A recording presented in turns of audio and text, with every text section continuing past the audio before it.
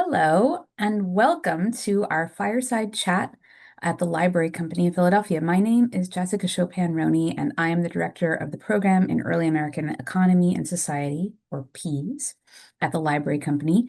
And it is my delight to host this evening's event. I am in front of the original Library Company building. There's a reproduction of that building standing today, still right by Independence Hall. It's now a reproduction and it's owned by the American Philosophical Society, but it was originally built for the Library Company, and so you can see it there.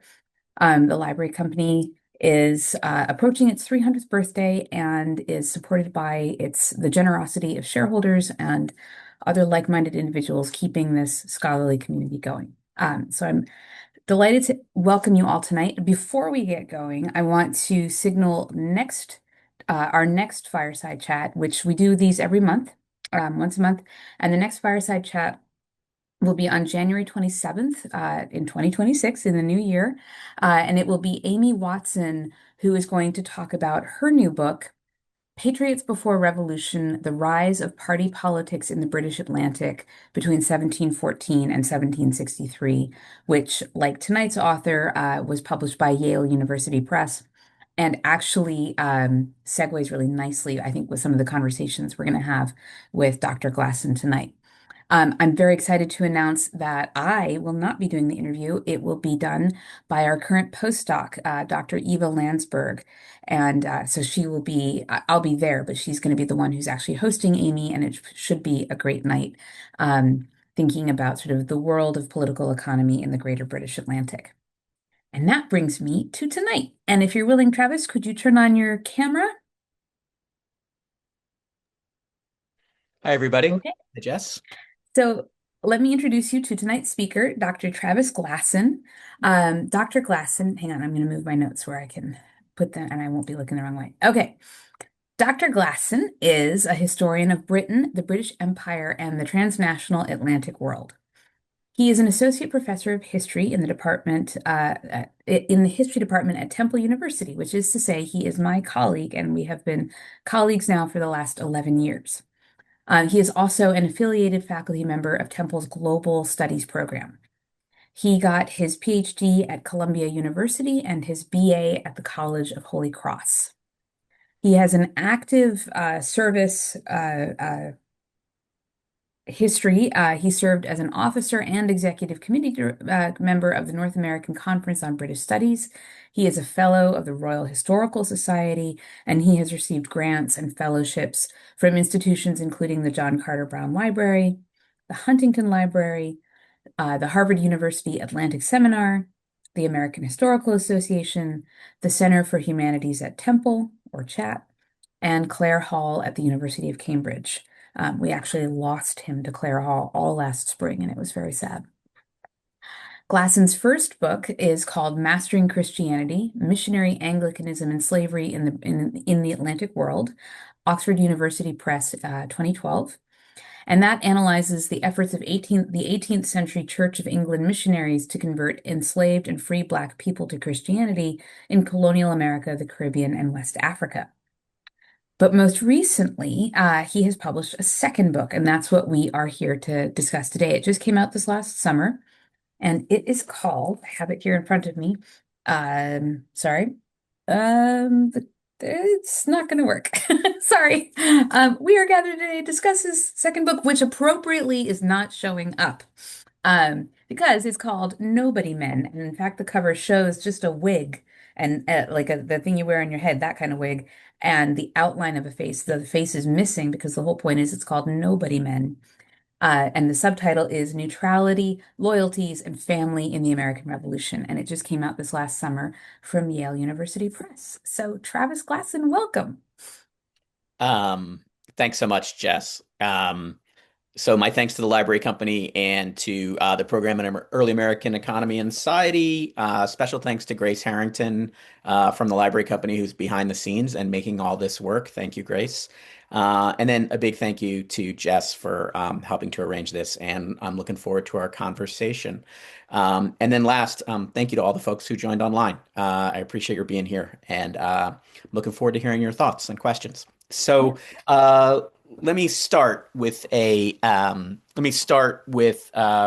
a few introductory remarks about the book, and I'll start with an anecdote um, that appears in the book's introduction.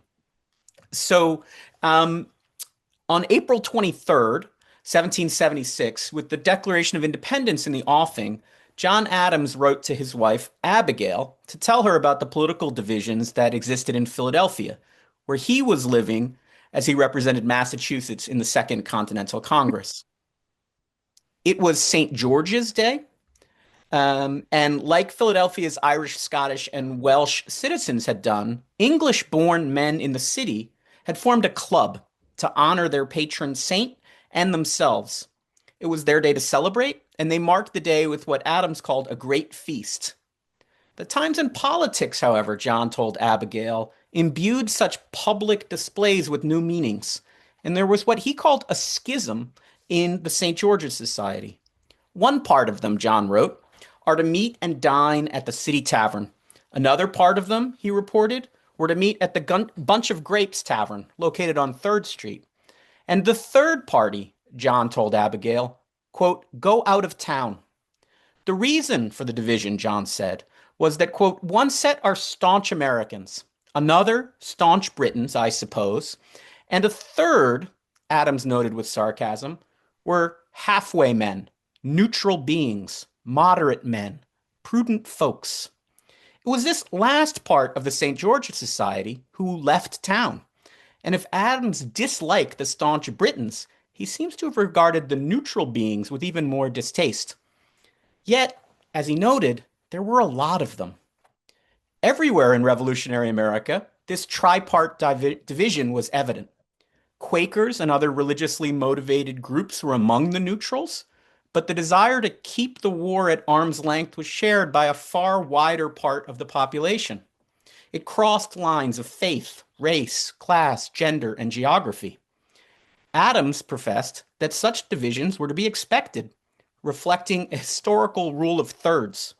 Such is the division among men upon all occasions and every question, he observed to Abigail. Later, many years after the war, he would famously write that back in 1774, we were about 1/3 Tories, 1/3 timid, and 1/3 true blue. Adams' estimates probably didn't go far enough. Recent reasonable assessments by historians suggest that neutrals accounted for perhaps 40 to 60% of the colonial population. Nevertheless, scholars have largely ignored these people in the middle and concentrated on small minorities of the most polarized and radical populations in the future United States, militant patriots and loyalists, when they write about the American Revolution. My book, in contrast, is about these people in the middle. In it, I aim to put neutrals at the center of a history of the American Revolution. What even to call these people is not simple. Contemporaries sometimes called them the disaffected or trimmers. In much subsequent writing on the revolution, they frequently get lumped in with the population of loyalists. But this reflects patriot propaganda more than it does people in the middle's self-understanding or their lived experiences. The fact that we still don't have an easy, well-known name for them today reflects the continuing conceptual hold that the binaries of patriot and loyalist have on scholarly and popular histories of the revolution. So, adopting a phrase that I saw in a Revolutionary Era newspaper, I call these people nobody men, nobody women, or nobodyists. The nobodyists were people affected by the American Revolution who were neither ardent patriots nor committed loyalists, but identifiable through their actions as differing from both the warring parties between 1775 and 1783. This is a deliberately open-ended and inclusive definition of the nobody men.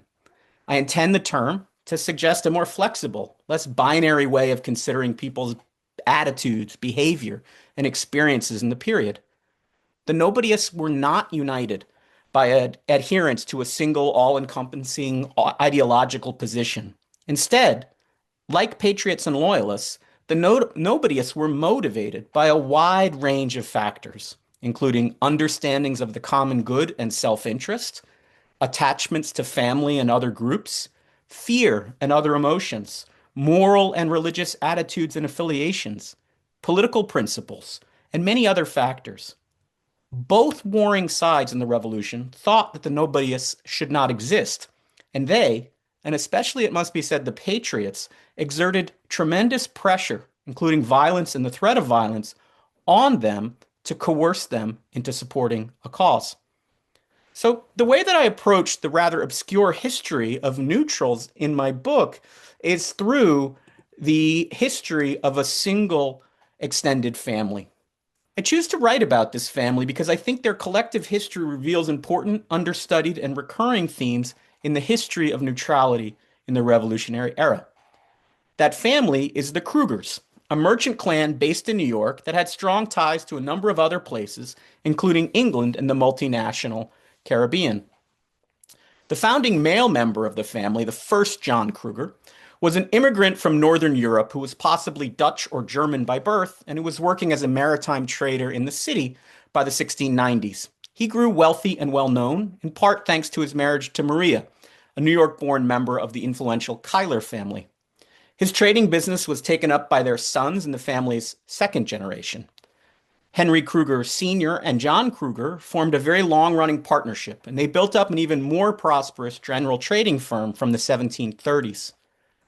By the 1760s, they had been joined in business by the family's next generation. Henry's sons, the brothers John Harris Kruger, Henry Jr., Nicholas, and Telemann. They fanned out across the Atlantic in search of commercial opportunities while continuing to do much business with each other. Henry Jr. was learning his trade in a Bristol, England merchant house by 1757, while his brothers took on representing family interests in the Caribbean. In around 1765, John Harris was based in Jamaica, Telemann in Curacao, and Nicholas in St. Croix. As the older brother, John Harris returned back to New York in the late 1760s and began filling his father's shoes. The Krugers bought, sold, and shipped just about anything on which they thought they could turn a profit. They exchanged foodstuffs, timber, and other continental produce for sugar, molasses, and rum from the West Indies. They traded colonial commodities for British manufactures. They owned and traded in enslaved people. And like many colonial merchants, they engaged in smuggling of various types when it suited their interests. They also invested in land and property development in New York City and elsewhere. The most striking example of this was the work that Henry Kruger Sr. did to build and develop Kruger's Wharf on the Lower East Side of Manhattan. Begun in the late 1730s as a large L-shaped wooden wharf where ships could be loaded and unloaded, it, like other parts of the Manhattan shoreline, was eventually filled in, creating a substantial new piece of land that the Krugers and their business partners were able to build upon and then sell off. Kruger's Wharf became the center of the family's commercial operations, busy with the loading and unloading of their own ships and those of other merchants, and ultimately home to an array of buildings and businesses, including warehouses, shops, taverns, and even eventually one of New York's first theaters. Fittingly enough, given their role in New York's economic development, today the site of Kruger's Wharf is part of New York's financial district and home to a massive office building, 55 Water Street, which you can see in the inset here. Together, the Krugers had a pretty remarkable and revealing revolution, I think. The first John Kruger began a tradition of family involvement in municipal politics, serving as a longtime alderman and then representing New York City's dock ward where they lived, and then capping his career by serving 5 years as New York's mayor before his death in 1744. Politically, in the pre-war period, his descendants were supporters of the colonial cause, Whigs and patriots in the language of the day. His son, the second John Kruger, was himself a popular mayor of New York City during the 7 Years' War, an effective opponent of the Stamp Act, a longtime New York assemblyman, and he capped his career by serving as the last Speaker of New York's Colonial General Assembly. Unable to contain a political firestorm over questions of sovereignty that he had helped to create, in 1775, John joined the many colonial Americans of his generation who managed to ride out the war years by retiring quietly from public life, retreating to the Hudson River village of Kinderhook. The members of the Kruger family's younger revolutionary generation, whose ages were between their late 20s and late 30s when the war began, were not so fortunate. John's nephew, Henry Kruger Jr., was American born, but served as an independent member of the British Parliament during the war years. Elected in 1774 as an MP for his adopted home of Bristol, England, his political career was built on sympathies for the colonies, support for democratic reforms in England, and his role as a spokesman for Bristol's trading interests and the wider business interests of transatlantic traders. Between 1775 and 1780, Henry argued for reconciliation from the floor of a parliament that was waging war. Henry confronted repeated questions about his true loyalties. In a surprising twist, after more than 30 years of living in England, he emigrated back to the United States in 1790. Although one of the best known Americans of his own day, prominent enough to have been painted by Gilbert Stuart and George Romney, among others, Henry has received little scholarly attention. He's almost totally unknown to the wider public. My book devotes significant attention to him as a politician who is best understood as peace first, as someone who was more committed to ending what he saw as a disastrous civil war on almost any terms possible than he was committed to any specific set of post-war constitutional arrangements. As the book examines other family members' experiences were more tragic, the two sisters of the Krugers' revolutionary generation, Mary and Elizabeth, and several of both their children, were among the thousands of colonial American civilians who died of contagious diseases during the war. Their deaths took place far from the famous battlefields of the era, but produced painful scars on the families and communities they left behind. Another important figure in my work is Elizabeth's husband, Peter von Schack, who was what today we would call a conscientious objector, and banished by New York's revolutionary state government for refusing to swear patriot oaths that were put to him. He spent several years in England in exile, struggling to reconcile his own moral code with the claims that competing governments made on him. Von Schack wrote eloquently of the challenges people faced in trying to navigate their way through a civil war he regarded as a catastrophe. Returning to New York after the Treaty of Paris, von Schack was one of the many people in the middle who reconciled themselves to the new regime of the United States. Nobody Men also considers the history of the couple Anne Delancey Kruger, an intrepid woman who witnessed firsthand the violence of the Revolutionary War, and her husband John Harris Kruger, a loyalist army officer who might have been remembered as a hero had the British won the war. Born into two wealthy and influential New York families, the pair shared their relatives' Whiggish pre-war political preferences, but came to actively participate in the revolutionary struggle on the side of the crown. In 1776, Anne's father, Oliver Delancey, raised a British military unit of loyalist New Yorkers known as Delancey's Brigade. John Harris Kruger became a lieutenant colonel in this unit. From 1776 on, he was definitely not a nobody man. He was an active and militant loyalist. John Harris saw long, hard service and savage fighting, especially in South Carolina and Georgia. First in New York, and then later in the South, where she joined her husband on campaign, Anne was also immersed in violence, especially the brutal conflict John Harris and his men participated in the Southern backcountry.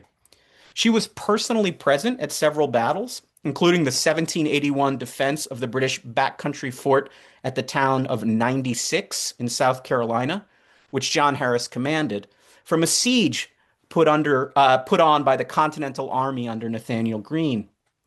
Their linked experiences reveal how some people became enmeshed in the military struggle of the Revolutionary years, even as others, including other members of the Kruger family, managed to keep it at arm's length. Post-war, they ended up living in exile in a Yorkshire town. While Anne and John Harris became the Krugers' most militant loyalists, his younger brother, Nicholas Kruger, gave the family its closest ties to the Patriots. A St. Croix-based merchant before the Revolution, Nicholas is perhaps best known today for having given a young Alexander Hamilton his start in professional life. The tie to Hamilton would prove an enduring one, but Nicholas's own wartime politics were richly ambiguous.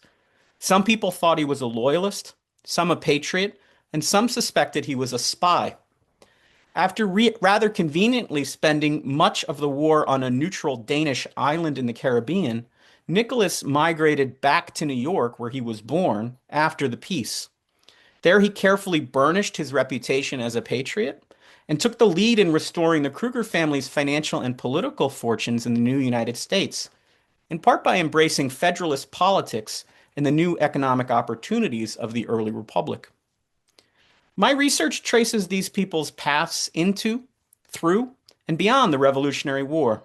It explores themes including how and why people came to be in the middle during what was a civil war, the role of the family and other connections in people's decision making, the complexities of concepts of citizenship and subjecthood in an era of transformation, the impact of the conflict on people outside of what became the United States, and the centrality of violence and coercion to many people's wartime experiences. I would like to see my work as a contribution to what I hope will become an expanding field of what we can imagine as neutralist studies. Through the history of the Krugers, I argue, we can find some ways to think about a large group of people whose experiences of the Revolutionary era were crucial to national and international history, but who have often been ignored. So thanks. I'm really looking forward to the conversation.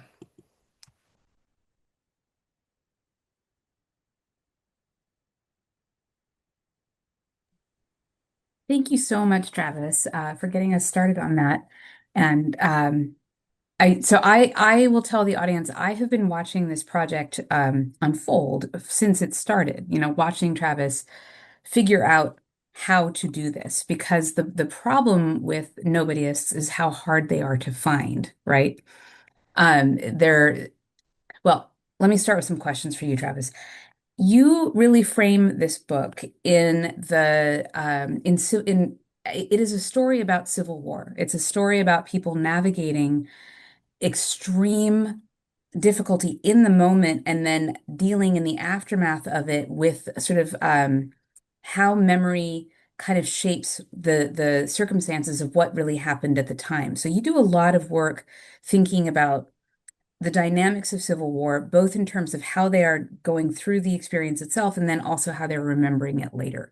So Mhm. could you start by talking a little bit about what it is about sort of the theory around civil wars in general, not just the American Revolution, that helped you set up the project? Sure. Yeah. So, as Jess alluded to, one of the central challenges when I got interested in these people is a big part of the reason why people haven't written very much about them is that they are hard to find. These are often people who did not want to engage with either patriot leaders or loyalists or the British Army or the Continental Army, and so they didn't necessarily want to go on the record with the kinds of people and organizations that write things down. And so that made it challenging to find them. So, in thinking about how we could get at their experiences, one thing that appealed to me was kind of political science literature on civil war as a global phenomenon. And a couple of interesting things come out of that, I think, that informed how I thought about the book. One of which is there are a lot of people in the middle in civil wars across time and space. And so that immediately is kind of a starting point. When you think about civil wars, the number of active participants across time and space tend to be really low. And so the American Revolution may be an exception to that, but the burden of proof is probably much more on proving that everyone was a kind of active patriot, as we is often imagined, I think, in popular histories of the revolution, or an active loyalist. So that's one thing. There's a lot of people in the middle. And then another thing that is really important to think about is that some of the work on political science in Civil War has ex political work on Civil War in political science has explored the fact that um, people tend to make these really difficult choices about if and how to engage in civil war actively engage in it for a variety of reasons that are not ideological. They face all sorts of pressures, right? And they respond to things like, what's this going to mean for my family? What will this mean for my neighbors? What will it mean for myself? And they make choices for a whole bunch of reasons, but they often report on their choices, especially subsequently, as having been motivated by ideology. And Hmm. that makes how we engage as historians with our sources tricky. And for me, that's part of the reason why I tried in the project to think about kind of what people say when, and to take anything that's said after the war is over and the outcome of it is known with a pretty big grain of salt. And so I do some kind of like tracing out of what do we know about what people did and how do we know it in terms of the chronology because of this problem of Civil War kind of reporting. Hmm. Like massaging afterwards, not massaging the facts, although sometimes there's a little bit of that, but it's more like massaging the motivation that led to a particular That's right. someone to be in a particular place at a certain time or do Yeah. whatever they did. Now after the fact it can be manipulated to look like, well, you were obviously not with us, that makes you a loyalist, or you were, like there are various ways that it's kind of after Yeah. it's all over they're describing it. Yeah. All right. So let's walk through the story a little bit, if we may. So I'll say to the audience, I have teased Travis that there are about 10,000 Krugers, and they're all named John or Henry. So it can be a lot to keep track of. So if we need to, we can always go back to the family tree. But if you read the book, the way it starts is there's sort of like an introductory chapter that introduces you to this mercantile family really rooted in the history of New York City. And then some really interesting chapters on the coming of the war. How did the Krugers feel about, well, I shouldn't even call it the coming of the war, actually, about the increasing contention in the empire about how it should be run and whether or not the taxes that Britain was beginning to impose, whether or not those were constitutional from the perspective of the Americans. Where did the Krugers fall in that? So this was one of the kind of interesting things for me about them because they were um, in the era, say, of the Stamp Act in 1765, which is a crucial moment. It features in every history of the kind of coming of the revolution. The Krugers were not only um, sort of supporters of the colonial position if against the Stamp Act in New York. They were leaders of that opposition to the Stamp Act in a couple of different registers.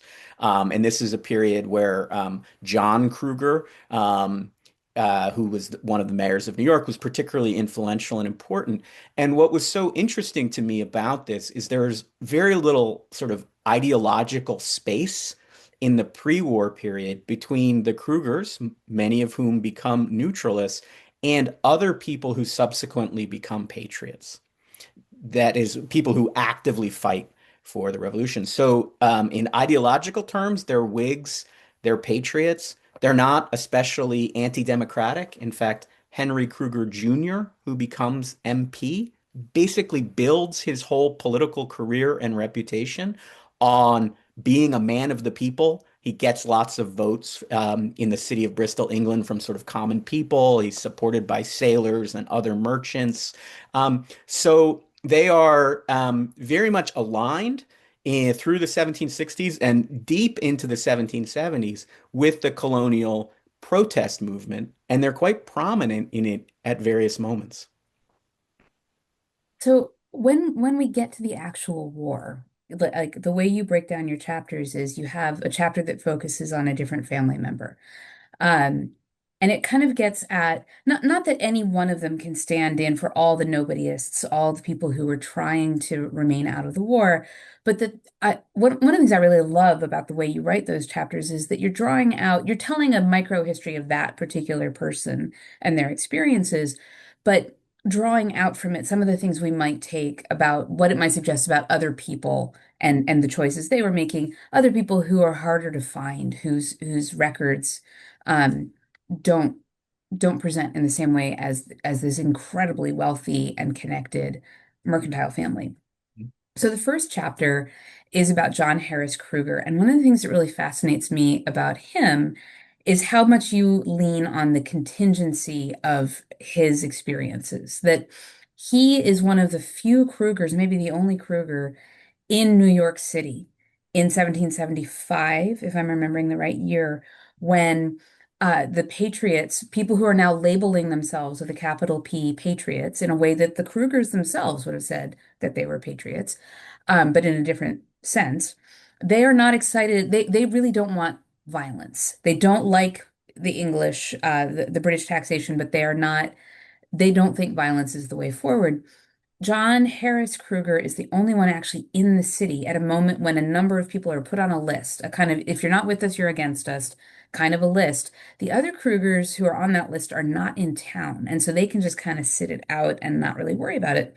What happens to John Harris Kruger by just by virtue of the fact that he was the only one in New York City when that list came out? So one of the things that I also took from some of the literature on Civil War as a kind of global phenomenon was some writing that was emphasized the importance of what was called the microdynamics of Civil War. And this is people tend to make choices not in terms of like these big national or abstracts that we might imagine, but in the context of intensely local communities and in response to very locally felt pressures and dynamics. And so that's part of the structure that you were alluding to. I think you have to, if you want to understand the choices people made, you have to kind of understand the particularities of the circumstances in which they found themselves. In John Harris's case, I think it's kind of a combination of things. It's crucial, as you point out, that he's actually in New York City, which becomes a site of like revolutionary contestation. His Hmm. father gets on a ship and goes to England in 1775 and is sort of takes himself out of that situation. His uncle, John, who had been a big figure in the Stamp Act, goes to their kind of country house in Kinderhook up the Hudson River in more rural New York and kind of is largely able to sit out the war quietly. John Harris does not. He gets put under a lot of pressure by patriots to kind of side with them. He's reluctant to do so. And he faces then the possibility of being arrested by patriot leaders in the context of the fact that New York is potentially going to be subject to invasion by the British. Or And the Patriots, like or they're the kind of scared Patriots. both ways. Yeah, he's sort of afraid. That's true. He's sort of afraid both ways. And so that leads to a kind of a huge amount of pressure on people in New York City. He ultimately flees New York rather than either swear a patriot oath or turn himself over to patriot authorities to be under some form of arrest, flees and goes to Long Island, and then joins with his father-in-law, Oliver Delancey, the British Army after hiding for several weeks on Long Island.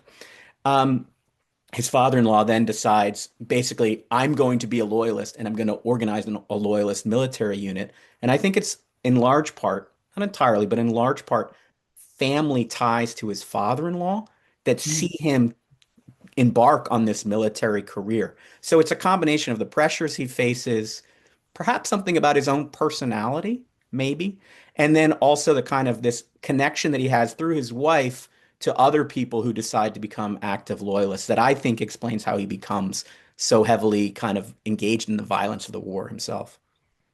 Well, the Delanceys are interesting, and Anne Delancey is one of the few women that you were able to find a Yeah. little bit more about. That's one of the things we can come back to the place of the female Krugers, Hmm.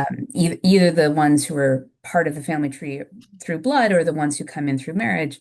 Um, but Anne Delancey excuse me, Anne Delancey Kruger is one of the women that you're actually able to find much more about than most of the Yeah. others.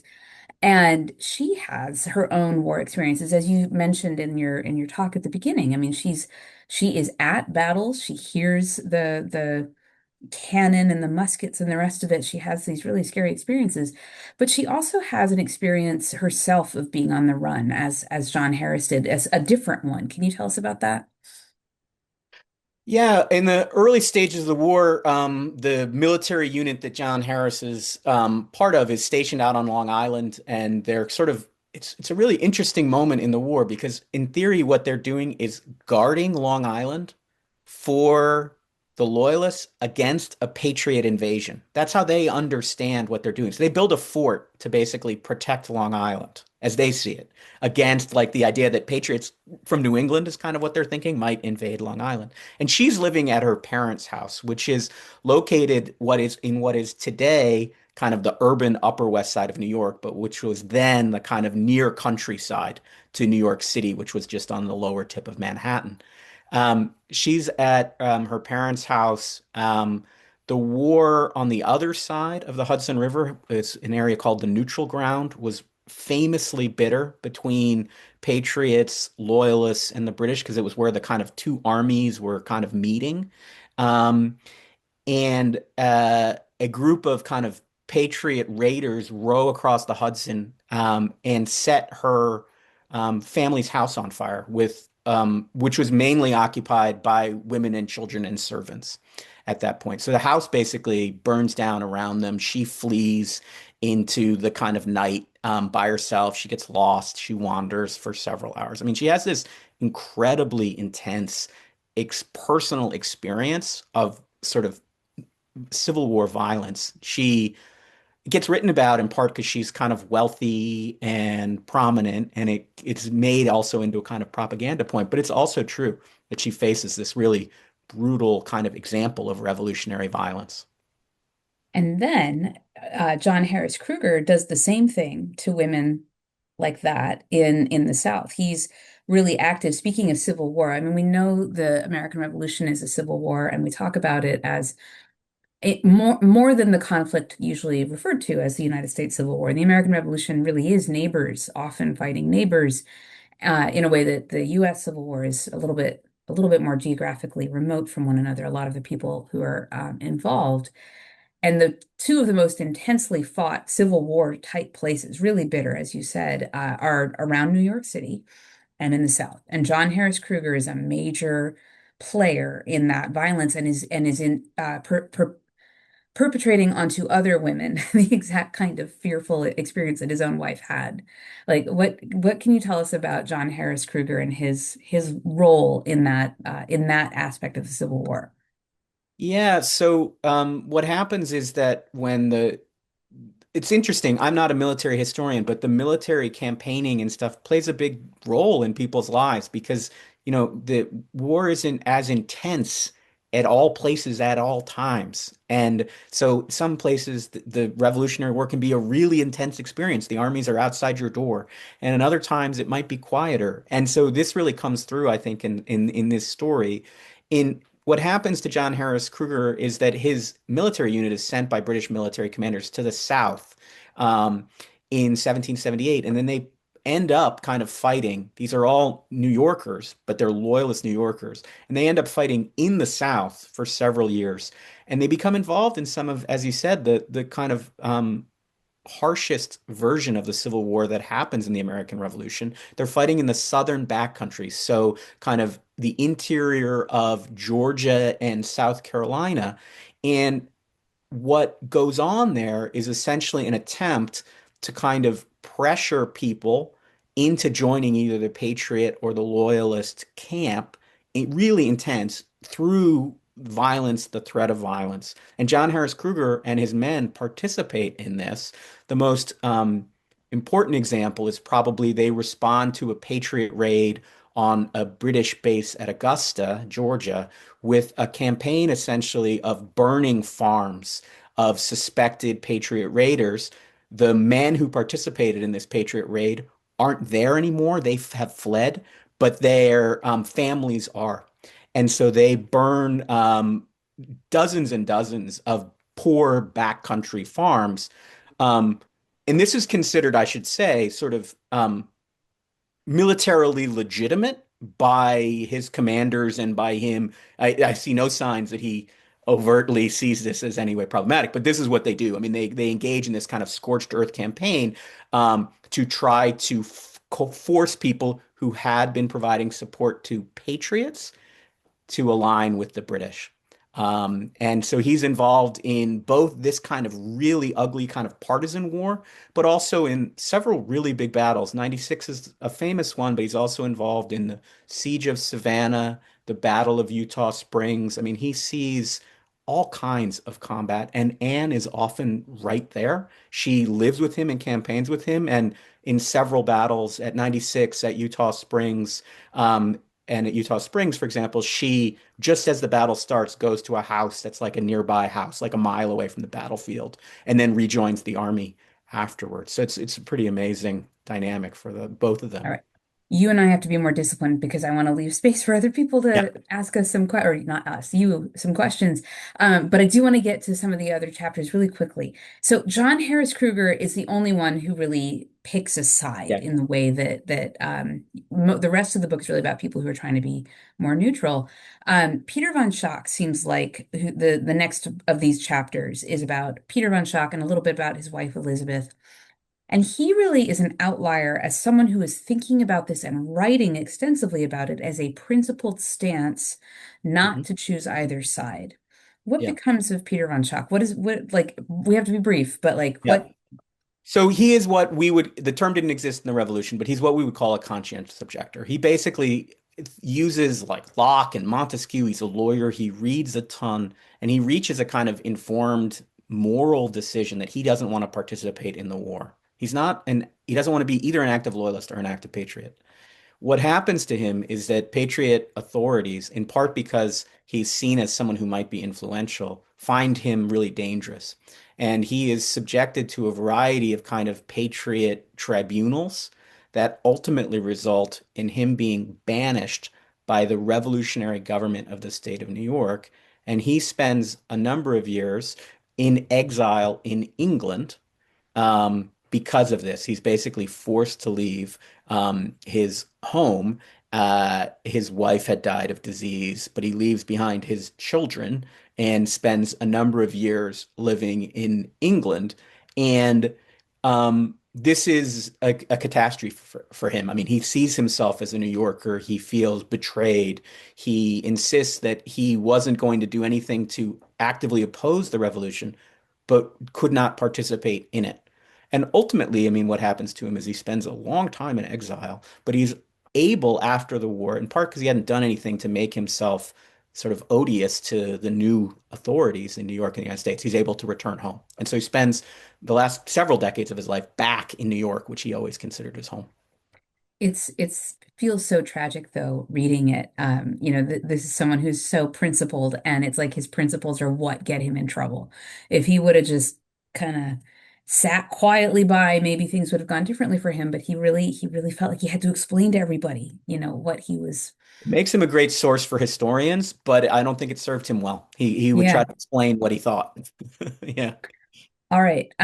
Elizabeth dies. Mary Kruger, her sister, also dies. You Oh. talk about them as war casualties. Can you talk about that? Well, I think it's just to understand what the war meant for people is to think about not only what happens on the battlefield, but other things that go along with it. Economic distress, mass outbreaks of disease in many places. The movement of armies and people also mean pathogens are moving around early America. And so there are lots, I mean, there are major outbreaks of smallpox. It seems like Elizabeth at least likely died of tuberculosis. So there are these major kind of disease outbreaks. I think that, had the war not happened, they would have both lived. So I think it makes sense to think of them as casualties. And a number of their children die as well. I mean, childhood mortality is a big thing already in early America, so we have to think carefully about that. But it seems to me that, I mean, if we think about this as a time of suffering, right, that this is part of how they experience the revolutionary years. Oh, and Peter and Elizabeth lose two children within 2 days of each other, right? I mean, Yeah. it's just Yeah. harrowing. All right, we're going to go through Henry Kruger really fast and Nicholas Kruger even faster. Henry Kruger, this is the one, everyone, who is the Bristol merchant. He's moved to England and he becomes an MP. His fellow MP representing Bristol is none other than Edmund Burke. This is kind of a Forrest Gump thing, like John Jay and Alexander Hamilton and Burke, and all these famous people are kind of in this story are really closely related one way or another, friendship or in Burke's case, not friendship, Mm. with the Kruger family. But Kruger, many people have seen him as an MP in England as kind of vacillating, kind of unmoored. You have a different interpretation of what's motivating him in his public life in England. Yeah, I think he's considered vacillating in part because he doesn't vote sort of one way or another in terms of British party politics consistently, kind of emerging British party politics very consistently. And I think that the best way to understand him is that what he cares about is peace first. It's not to say that he's a saint. I, by all means, do not think he is. But what he prioritizes is ending the war. And I think he's really interesting as an example of someone who cares more about ending the war than he does about whether the 13 colonies become an independent nation in the United States or they remain part of the British Empire. I think he would have taken either of those two outcomes at various moments if the war would end. And so he just basically didn't think that the costs in a variety of ways, economic, political, human, were worth either outcome. And so I find that like a kind of really interesting thing. So what some other scholars have seen as vacillation, I think is just missing in some ways the through thread of his politics, which is he's for peace first. And if anyone wants to talk to him about peace, he'll talk to them. And that means sometimes he talks to people that patriots don't like, and sometimes he talks to people that loyalists don't like, and sometimes he talks to the British ministry of the day, and sometimes he doesn't talk to the British ministry of the day. But what's consistent about it is he's kind of always interested in how can we end the war as quickly as possible. Yeah, and you use him to talk about other people who might also be motivated by this desire, either for peace on its own merits, the absence of violence, but also as again, it's a mercantile family. Like they're trying to get their business back up and running, and that means they need the ships to be able to go back and forth and trade to commence and all the rest of it. So he's an interesting stand-in for thinking about a variety of um, motives that nobody men or neutrals may have experienced other than him, in the war. All Yeah. right, and then finally, really quickly, we've got Nicholas Kruger, who's the most enigmatic in some ways of them Mhm. all. In some ways, the one who's the most famous because he was a mentor of young Alexander Hamilton as a youth before he moves to the mainland and becomes, the little lion and all the rest that happens to him later.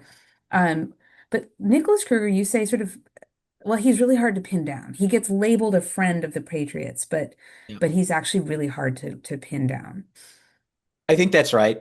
He spends some of the war on most of the war on the neutral Danish island of St. Croix. So he's not actually in the war zone. This kind of goes to the microdynamics. So he, in some ways, Mhm. can be ambiguous in ways that not everyone can.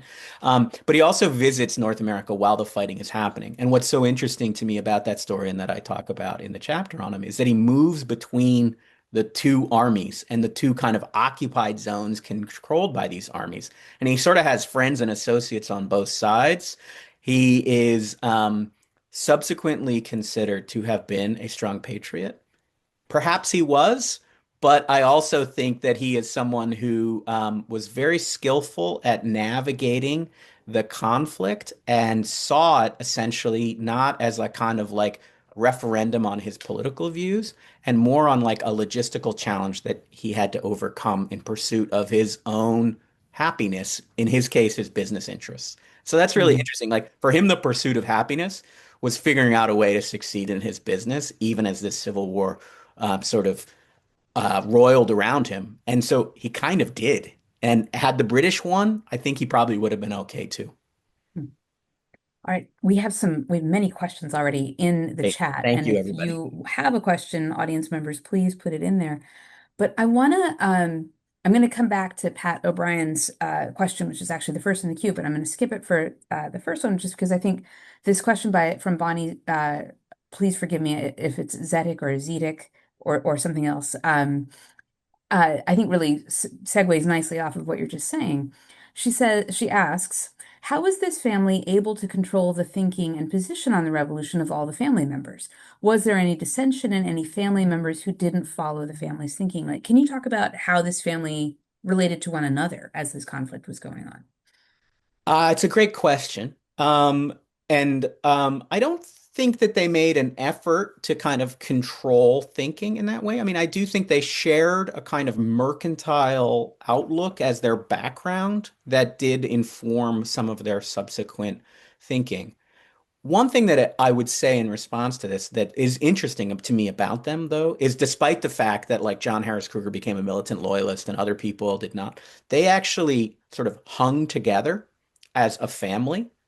We imagine like brother against brother is like obviously an important trope of Civil War, and that happened in the American Revolution. But families often also stuck together. And in some ways, I think that their story is a kind of like we're still family, even if we disagreed about this. And like uh, that there are some interesting dynamics that it wasn't, if you think at the unit of the family rather than the unit of the individual, it's not a terrible thing for them to have people on both sides or on multiple sides or in the middle and kind of ties to these other things. Because after the war is over, they sort of are able to support each other in various ways. Um, Even though they had these different wartime experiences. So I don't think they try to like have a straitjacket of unified thought. I think they share some background. And I think they're a family that kind of hangs together. They have problems, they have disputes over money, unsurprisingly. But I do think they kind of hang together, actually.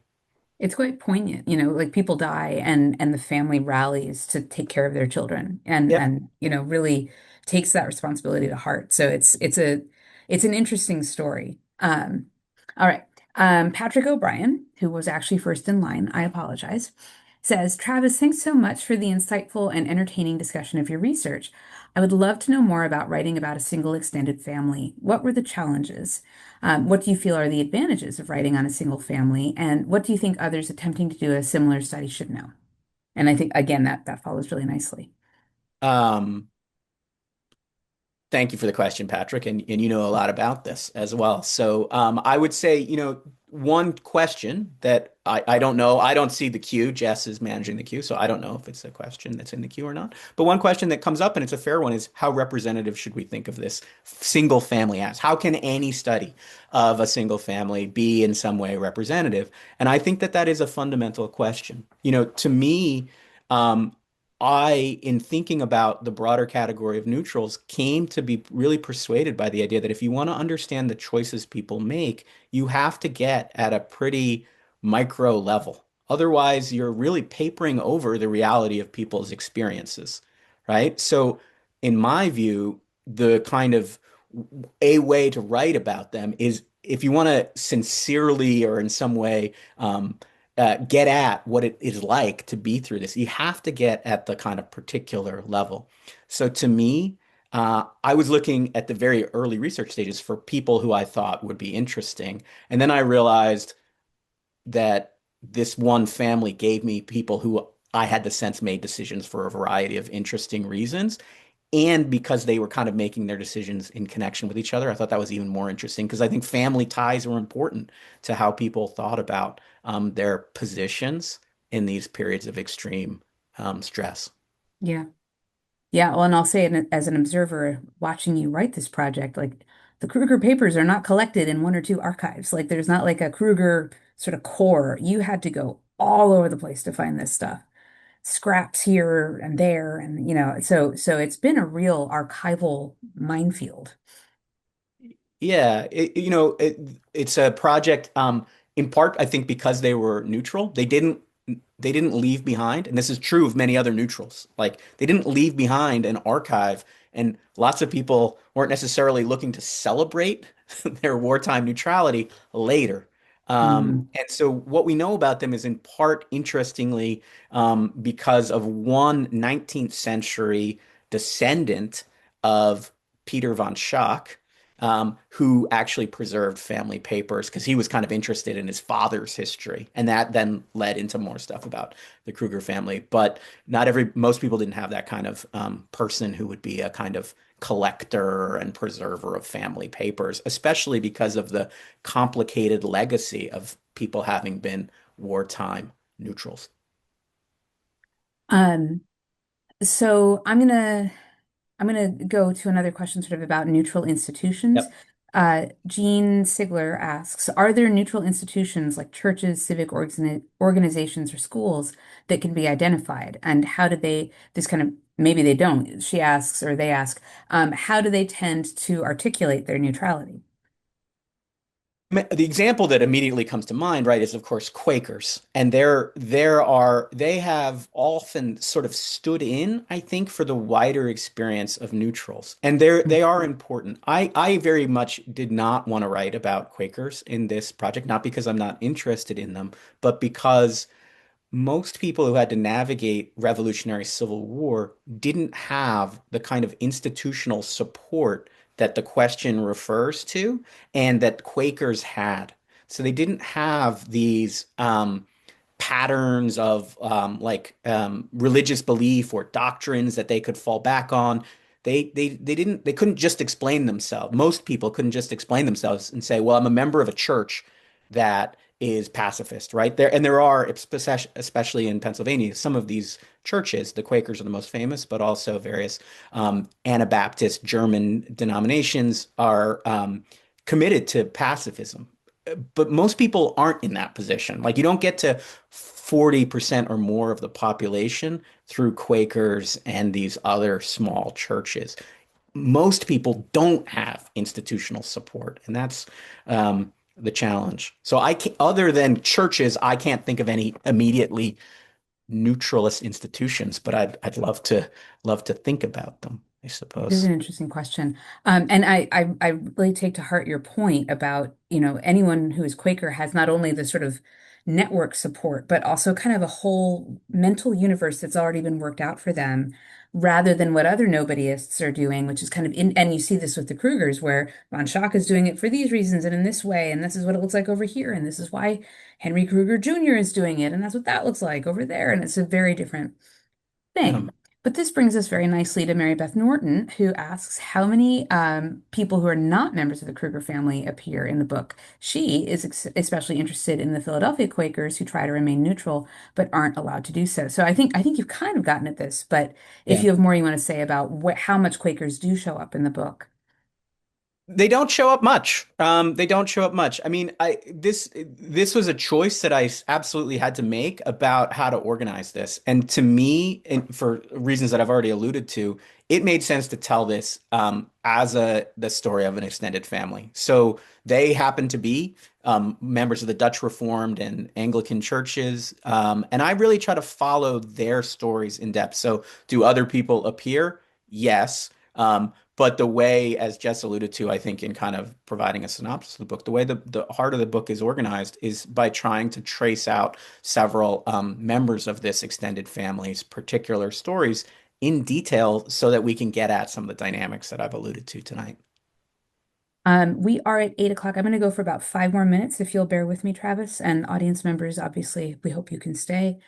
Um, I'm gonna pole vault to come back to a question from Donald Dossie, but first I want to ask one from Tom McAndrew, who says the Kruger family is recognizable to anyone that studies the American Revolution and a good family to use the complexity of the decisions people had to make during the conflict.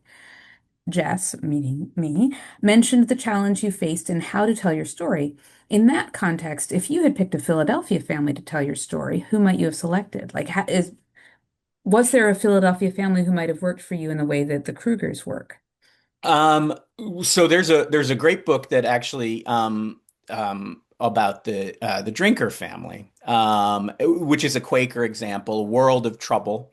And that book really thinks about a Quaker family and is able to draw on those kinds of sources. So that is one. There are lots of kind of interesting Quaker merchants that are more like the Krugers. The Lowe family, Nicholas Lowe, who's a kind of influential merchant, and the Krugers do business with him. So I know some of those families. The Lowe family is another one, and so there are a few, but I can't say that I tried to find a kind of comparable Philadelphia family. Well, the Um, Krugers are so interesting for having a member of parliament. Like, I'm not yes. sure that there's Yeah. anyone else, any other family that meets that kind of a criteria. That was my initial entry into their family. Yeah. Someone pointed out to me. Well, this is why I think you're such a good author for this book, because you are really trained in British Atlantic studies in a very deep way. I mean, a lot of your training is in British history. And so that means that you bring a particular set of like when I read this book, I feel very strongly that I'm reading something that I would not be able to do, that you have so much background on the British side of it that I would be scrambling to catch up to do. So it really comes through in the book, which if the audience hasn't already gotten this, I think is a great book, by the way. Um, Donald Dosty asks, do you think there's any value to be drawn from viewing these nobody people as a group despite their broad set of concerns? Are there regional patterns? Are there regional patterns? Um, I think the first part of the question, do I think there's value to thinking about them as a group? I think we have to think about them as a group. I don't think that we can have a kind of um, coherent story of the revolution if we omit such a sizable percentage of the population. And so the challenge is then how do we get at it? Are there regional patterns? I think there are such people everywhere. There are such people everywhere. Um, are they more visible in some places than others? Yes, I think so, but I don't think that that means that we should assume that those people don't exist in other places. One of the interesting things about some of this political science work on Civil War also gets at the fact that if militaries exert control over particular zones, that can tend to basically, it's not super surprising, but if you just think it through, kind of quash dissent. So places that seem quiet, we might assume that's because of some ideological uniformity. But what some of the work on Civil War suggests is we might actually just recognize the fact that military control, either by the British or the Patriots in a particular place, might create a kind of appearance of uniformity rather than reflect the population's deep-seated ideological commitment to one side or the other. So I think we have to think about these people's experiences as part of our wider revolutionary histories. I think there are kind of probably regional versions of this story, but I think these people are everywhere if we look for them. I think they're every place. There's so many good questions left, but I am running out of time here. So uh, I think we're going to have to leave it here, even though there's so many good questions, including one. The very last question is from our dear colleague, also who has, like me, been watching you write this book all this time by Harvey Neptune, who wants you to talk about them being Creole. Um, but I'm afraid, are going to have to leave these last questions. I do hope that those of you who didn't get your question answered will reach out to Dr. Glasson, to Travis Glasson, who is easily findable on the Temple University website. And I want to remind everybody that his book is for sale and that in the chat, you should be able to find a code to get 30% off from Yale University Press. You would buy it directly from the press and put in the code and get a discount on it. It is a beautifully written book and it really makes you think in a different way. I've been studying the American Revolution for a very long time, but the microdynamics that Travis has been describing tonight, I think really help you appreciate the experience of living through the war. And because it's not a biography, but a family biography, you get lots of different entry points into that story and what that was like. So it's a marvelous book. And I'm really myself kind of thinking with the one of the early questions that we haven't unfortunately gotten to from Pat Jordan, which is where do you start when you have little or no information? And I think watching Travis try to take on a question like this, how do you find people who don't want to be found, either in the moment and certainly not after the fact where they're sweeping things under the rug? And I don't know that you or I, Travis, have an answer to the question of where do you start when you have very little information. But I think this book is a great testament to one way of trying practically to get at a really big question, but through a very concrete way, with one family's experience. So, unfortunately, I'm the only one here to say thank you to you, Travis, but I hope that everyone out in the Zoom world is applauding and well done. Thank you very much for joining us. Thank you very much, Jess, and thank you everyone for being here. I really appreciated your time and your questions. Thanks so much.